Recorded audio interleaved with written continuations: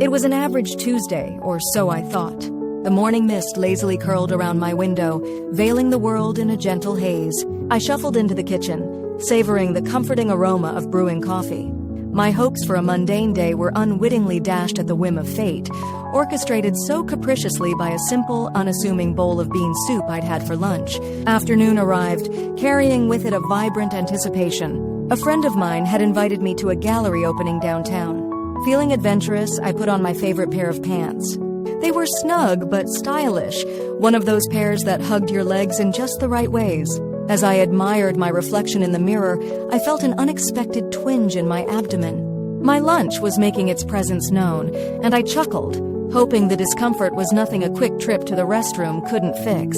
The gallery was mesmerizing, with art pieces scattered thoughtfully throughout the room.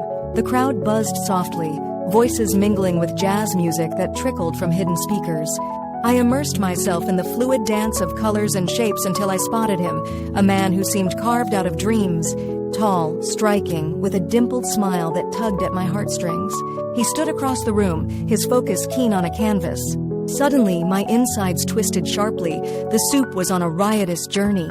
I tried to ease my way through the crowd, hoping for an escape. But bam, the plan failed spectacularly. I felt my body betray me with an inexorable, calamitous release. In that went seconds that stretched into eternity. A sound shattered the quiet hum of the gallery, a sound unmistakable and embarrassingly mine. I felt a horrid rip in the fabric bound around my legs, my face flushed with the heat of 1,000 suns. "Are you all right?" His voice was gentle, as was the sudden weight of his hand on my shoulder. It was him, the man from across the room, drawn to the scene of my mortification. I tried to summon words, any words, as the room seemed to blur around us. "Well, that wasn't part of the plan," I quipped, trying to mask the embarrassment with humor. His laughter was a low, soothing rumble. "I'd say it was quite the showstopper." His smile was warm, not mocking, and I found myself softening despite my plight. Finding an ally in this unexpected moment felt like a small miracle. We both glanced down at my compromised garment. "I think these pants need an upgrade," I joked, a sheepish grin spreading across my face. He chuckled, looking at me with an openness I hadn't expected. "Hey, everyone needs a good pair of conversation starters, right?" I laughed, the sound mingling with his, and just like that, the tension dissolved like sugar in the rain. I took a breath, meeting his gaze. Those eyes seemed to see beyond the graceless moment into whatever might lay beneath. "I'm Alex," he said, offering his hand in a friendly introduction.